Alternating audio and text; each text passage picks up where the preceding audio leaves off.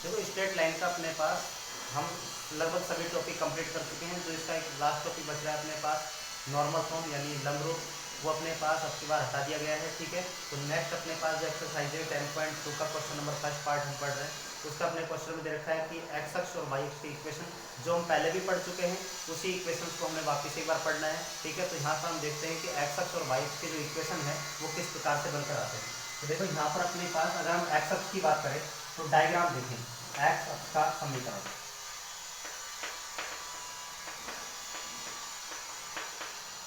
अगर हम एक्स अक्ष के समीकरण की बात करते हैं तो इसका डायग्राम बनाकर देखें तो हमने लास्ट टाइम भी इसको पढ़ा था, जिसमें हमने इसके बहुत सारे इक्वेशंस पढ़े यानी विभिन्न रूप सरल रेखा के। उनमें हमने देखा कि एक्स अक्ष और वाई अक्ष के समीकरण देखे, एक्स अक्ष को प्रतिच्छेद करने वाली रेखा का अपने पास इक्वेशन पढ़ा, वाई अक्ष को प्रतिच्छेद करने वाली रेखा का इक्वेशन पढ़ा, ढाल रूप में अपने पास रेखा का समीकरण पढ़ा, दो बिंदुओं से जाने वाली रेखा का समीकरण पढ़ा, अंत्यखंड रूप में रेखा का समीकरण बना। ठीक है, ऐसे बहुत सारे इक्वेशन हमने पहले पढ़ चुके हैं, लेकिन उसी का एक पार्ट आपको फिर वापस क्वेश्चनों में डाल दिया गया है। तो इस क्वेश्चनों के लिए अपने पास जो एक्स अक्ष का समीकरण है उसी तरीके से चलेगा जिस तरीके से हमने देखा कि देखो एक्स अक्ष का इक्वेशन फाइंड आउट करना है, इसका मतलब डेफिनेटली इस लाइन के बारे में बात करना है।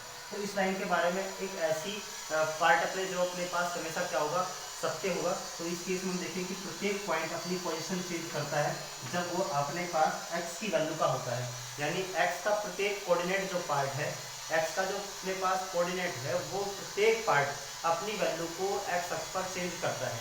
लेकिन एक पार्ट ऐसा है जो यहाँ पर अपने पास अपनी वैल्यू को चेंज नहीं करता है, यानी वो पार्ट अपने पास अगर हम एक्स अक्ष पर कितना भी दूरी चले तो उस केस में भी उस वैल्यू में कोई चेंजमेंट नहीं होता है। और वो पार्ट अपने पास कौन सा होता है, y वाला पार्ट होता है, यानी y इक्वल 0 की जो कंडीशन है वो हर पार्ट में आपके पास कैसी होती है, इक्वल होती है जब हम एक्स अक्ष पर बहुत सारे बिंदुओं को आगे बढ़ाकर ले जाते हैं। मान लो कि यहाँ पर अपने पास जो बिंदु है 2 0 है, नेक्स्ट अपने पास 3 0 है, नेक्स्ट अपने पास कुछ भी हो, तो लेकिन अपने पास जो y का कोऑर्डिनेट है वो हर केस में क्या है, 0 है। यानी हम कह सकते हैं कि अपने पास जो इसकी सदैव कंडीशंस को सेटिस्फाई करता है, ऑलवेज सभी बिंदुओं को सेटिस्फाई करता है, वो अपने पास जो इक्वेशन है वो कौन सा है, y इक्वल 0 का है। यानी हम कह सकते हैं कि अगर अपने पास y इक्वल 0 है तो वो किसका इक्वेशन होगा, x अक्ष का समीकरण होगा। ठीक है, इसी तरीके से हम कह सकते हैं कि जो y अक्ष का समीकरण है, इसी तरीके से हम क्या कह सकते हैं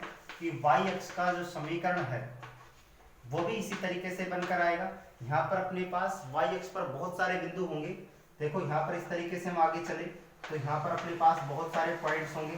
अगर इस पॉइंट की बात करें 01 हो, 02 हो, इस बात के बारे में आप लोग कहें 05 हो, बात करें 0 अपने पास 7 हो, यानी ऐसे बहुत सारे पॉइंट इस y अक्ष पर हो सकते हैं, जिस केस में अपने पास सिर्फ y कोऑर्डिनेट अपनी वैल्यू को चेंज करता है, जबकि अपने पास y के अलावा x ऐसा कोऑर्डिनेट है जो अपनी वैल्यू को सिमिलर रखता है, यानी हमेशा 0 रखता है। तो उस केस में अपने पास y पर कितनी दूरी चली जाए लेकिन अपने पास x की वैल्यू के मान में कोई परिवर्तन नहीं होता है, तो हम कह सकते हैं कि यहाँ पर अपने पास y अक्ष का जो इक्वेशन है वो क्या होगा, x इक्वल 0 होगा, जो y अक्ष को प्रत्येक कंडीशन में प्रत्येक बिंदु पर क्या करेगा, सेटिस्फाई करेगा। ठीक है, तो इस तरीके से हम कह सकते हैं कि x अक्ष पर अपने पास y इक्वल 0 ऑलवेज 0 होगा और y अक्ष पर अपने पास x की वैल्यू क्या होगी, 0 होगी। क्लियर।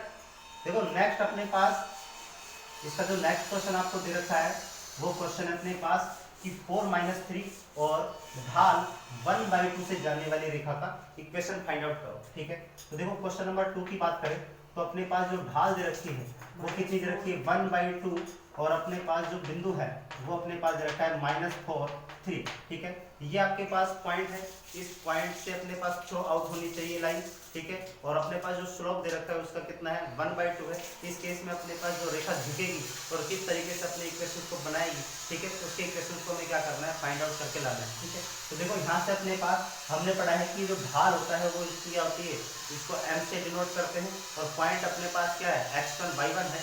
इस केस में अपने पास एक बिंदु और ढाल से जाने वाली जो रेखा है उसका हमने इक्वेशन लास्ट टाइम पढ़ा है, अपने पास क्या बनता है, y minus y1 equal m into x minus x1। ठीक है, तो उसका यूज कर सकते हैं हम। देखो बिंदु सॉल्यूशन पढ़ रहे हैं, बिंदु -4 3 से जाने वाली सरल रेखा का समीकरण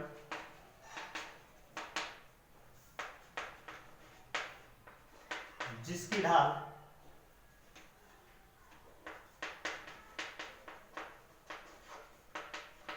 यानी m इक्वल 1/2 है, तब रेखा का जो समीकरण बनेगा वो क्या होता है। इसकी कंडीशन को हम जानते हैं, पहले प्रूव भी कर चुके हैं कि y minus y one equal m into x minus x one बना। ठीक है, यहाँ से वैल्यू पुट कर दूं यहाँ पर कि y1 की जो वैल्यू है वो 3 है, m की वैल्यू 1/2 है, x1 की जो वैल्यू है माइनस का 4, इसलिए क्या बन जाएगा, प्लस का 4 बन जाएगा। ठीक है, देखो यहाँ से इस 2 को इधर क्रॉस मल्टीप्लाई कर सकते हैं, तो 2 इंटू वाई माइनस के 3 बना और x प्लस के 4 बना। ठीक है, इन दोनों को मल्टीप्लाई करो तो 2y माइनस के 6 इक्वल x प्लस 4 बना। ठीक है, इस पूरे पार्ट को उधर ले जाए तो अपने पास जो वैल्यू बनकर आएगी, ट्रांसपोर्टेशन यानी पक्षांतरण करें तो यहाँ से x माइनस के 2y प्लस के 6 प्लस के 4 इक्वल 0 बनेगा। ठीक है, इस कांस्टेंट वैल्यू को पूरा कंप्लीट करके लिख देते हैं, तो बना x माइनस के 2y प्लस के 10 इक्वल 0, और यही अपने पास इस सरल रेखा का समीकरण है। क्लियर, जो बिंदु -4 से जाती है और ढाल कितनी है, 1/2 है। क्लियर, देखो नेक्स्ट क्वेश्चन आपको दे रखा है, मूल बिंदु से जाने वाली रेखा है जिसकी ढाल क्या दे रखी है, यानी अपने पास वो पार्ट स्टैंडर्ड फॉर्म में आता है जो अपने पास y के फॉर्म में होता है, और रेखा अपने पास पाई पर mx प्लस की होती है। ठीक है, जो मूल बिंदु से हमेशा जाती है। ठीक, तो यहाँ से हम देखें क्वेश्चन नंबर 3 अपने पास दे रखा है बिंदु 0 0 अर्थात मूल बिंदु से जाने वाली सरल रेखा का समीकरण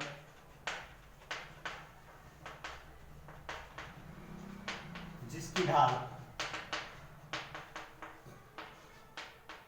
ढाल m है हो। ठीक है, तब अपने पास कंडीशन क्या बनकर आएगी, देखो हम जानते हैं कि एक बिंदु से जाने वाली जो रेखा होती है y minus y one equal m into x minus x one होता है। ठीक है, यहाँ पर वैल्यू पुट करनी है आपको, x1 की वैल्यू भी 0 है और y1 की वैल्यू भी 0 है। m के स्थान पर आपको ऑलरेडी m दे रखा है, तो y minus 0 equal m into x minus 0, यानी y इक्वल बना mx। ठीक है, यही अपने पास उस रेखा का समीकरण है जो मूल बिंदु से होकर जाती है। क्लियर, क्वेश्चन नंबर अपने पास जो 4 दे रखा है वो आपको दे रखा है, बिंदु 2 2√3 से जाने वाली उस रेखा का समीकरण ज्ञात कीजिए जो x अक्ष से 75 डिग्री का एंगल बनाती है। ठीक है, तो देखो यहाँ से अपने पास क्या हुआ, जो एंगल है वो एक्चुअल में अपने टेबल की वैल्यू नहीं है, इसलिए हमें जो ढाल को उसके टेबल की वैल्यू के फॉर्म में लेके आना है, और बिंदु आपको ऑलरेडी आपको दे रखा है 2 2√3। ठीक है, तो देखो इसको अप्लाई करते हैं आगे। अपने पास जो क्वेश्चन नंबर 4 है उसका एक पॉइंट दे रखा है आपको। सबसे पहले हम इसके स्लोप के बारे में बात करेंगे। इसका जो स्लोप है एक्चुअल में इसके टेबल का हिस्सा नहीं, टेबल के तरीके से बना के लाना है। ठीक है, तो देखो यहाँ से अपने पास जो क्वेश्चन नंबर 4 है वो आपके पास जो बिंदु है वो तो दे रखा है 2 2√3। ठीक है, और नेक्स्ट पार्ट अपने पास क्या दे रखा है, देखो अपने पास बिंदु रखा है 2 2√3 और एक्स अक्ष के साथ जो कोण दे रखा है, एक्स अक्ष के साथ सरल रेखा 75 डिग्री पर झुकी हुई है। ठीक है, झुकी हुई इसका मतलब स्लोप बना रही है, और अपने पास ये स्लोप बना रही है तो इसका मतलब थीटा की वैल्यू आपको दे रखी है। तो हमने थीटा के फॉर्म में पढ़ा है कि जो स्लोप होता है वो m इक्वल होता है tan थीटा। ठीक है, तो यानी यहाँ पर हम लिख सकते हैं tan 75 डिग्री। देखो अब हमें प्रॉब्लम आ गई क्योंकि अपने पास टेबल की वैल्यू डायरेक्टली नहीं मिल रही है, क्योंकि टेबल में अपने पास 0 30 यानी 0 30 45 डिग्री 60 और क्या दे रखा है 90 डिग्री की वैल्यू दे रखी है, लेकिन ये आ गया 70 75, और हमें क्या करना है, इसको ऐसे पार्ट्स में तोड़ के लाना है ताकि अपने पास टेबल के वैल्यू को हम यूज कर सकें। ठीक है, तो इसको हम क्या लिख सकते हैं भाई, इसको हम लिख सकते हैं tan 30 डिग्री प्लस के 45 डिग्री, जिनका मतलब क्या होता है 75 डिग्री, यानी हमने एंगल में कोई चेंजमेंट नहीं किया, सिर्फ उसको एडिशन यानी योग के रूप में लिखा है। ठीक है, अब हम दोनों की वैल्यू जानते हैं, और इसका जो फॉर्मूला है हम ट्रिग्नोमेट्री फंक्शन के 3rd चैप्टर में पढ़ेंगे। ठीक है, जो फॉर्मूला होता है वो अपने पास क्या होता है, tan A tan B tan A plus B equal होता है tan A plus tan B by 1 minus tan A tan B। ठीक है, इस तरीके से अपने पास जो फॉर्मूला होता है उसको अप्लाई करना है। A की वैल्यू हमारे पास है, B की वैल्यू हमारे पास है, तो देखो यहाँ से अपने पास क्या बना tan 30 degree plus tan 45 degree by 1 minus के tan 30 डिग्री और tan 45 डिग्री, ठीक है। तो यहाँ से हम अप्लाई कर सकते हैं 45 डिग्री और 30 की वैल्यू को, ठीक है। तो अपने पास जो वैल्यू है 30 की वो क्या बनेगी, 1/√3 प्लस के 145, 1 माइनस के 1/√3 और ये बना अपने पास 1, ठीक है। तो देखो यहाँ से अपने पास एलसीएम क्या बनेगा, √3 बनेगा। तो वैल्यू अपने पास क्या बनी, √3 प्लस 1/√3 माइनस 1, ठीक है। ये आपके पास किसकी वैल्यू आई, m की वैल्यू। यहाँ से हम क्या करेंगे, इसको हम आगे भी चेंज कर सकते हैं, क्योंकि इसका हम रैशनलाइजेशन यानी परिमेयकरण भी करके इसकी वैल्यू को नीचे वाले पार्ट से रूट को फ्री करके भी हम इसका स्लोप बना सकते हैं, ठीक है। उस तरीके से भी हम इसका सोल्व करके और एक इक्वेशन का फॉर्म बना सकते हैं, जो वो इक्वेशन होगी वो इस बिंदु से होकर जाती है, लेकिन जो फॉर्म है अपने पास वो अलग टाइप से बनकर आएगा, ठीक है।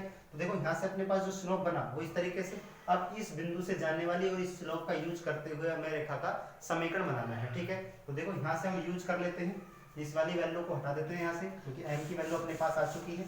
आप इसका रैशनलाइजेशन करके इसकी वैल्यू को आगे भी बढ़ा सकते हैं, ठीक है।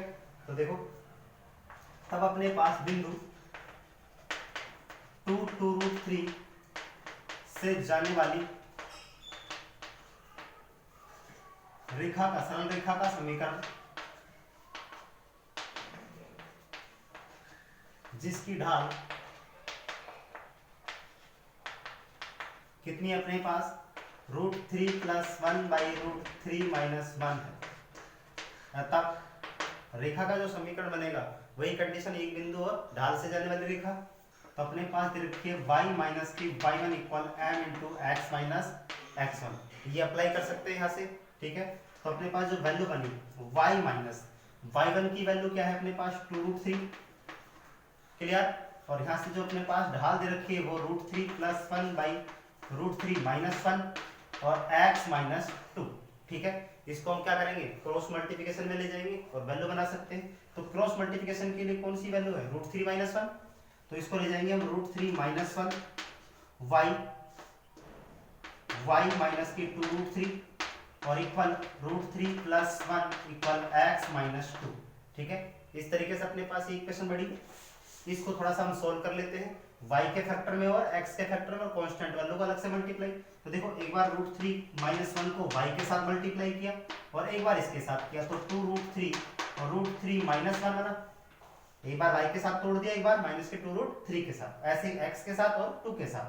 तो क्या बना अपने पास, इक्वल x √3 प्लस 1 और माइनस के 2√3 प्लस 1, ठीक है। देखो यहाँ से x और y के फैक्टर तो अपने पास एज इट इज रहेंगे, और जो कांस्टेंट वैल्यू के फैक्टर है उनको हम क्या कर सकते हैं, आगे मल्टीप्लाई करके सोल्व कर सकते हैं। तो देखो इस पूरे पार्ट को हम मल्टीप्लाई कर रहे हैं, √3 माइनस 1 ये एज इट इज रखा, ये अपने पास क्या बना, √3 3 हो जाएगा, ये माइनस के 6 और ये प्लस के अपने पास करने 2√3 इक्वल x के factor as it is √3 plus 1, इसको मल्टीप्लाई कर 2√3 और माइनस के 2, ठीक है। यहाँ से अपने पास कुछ कटेगा तो देख लेंगे, अपने पास ये कट नहीं रहा है इससे, क्योंकि पॉजिटिव नेगेटिव साइन आ रहा है। इस पूरे पार्ट को हम उधर ले जा रहे हैं, ठीक है।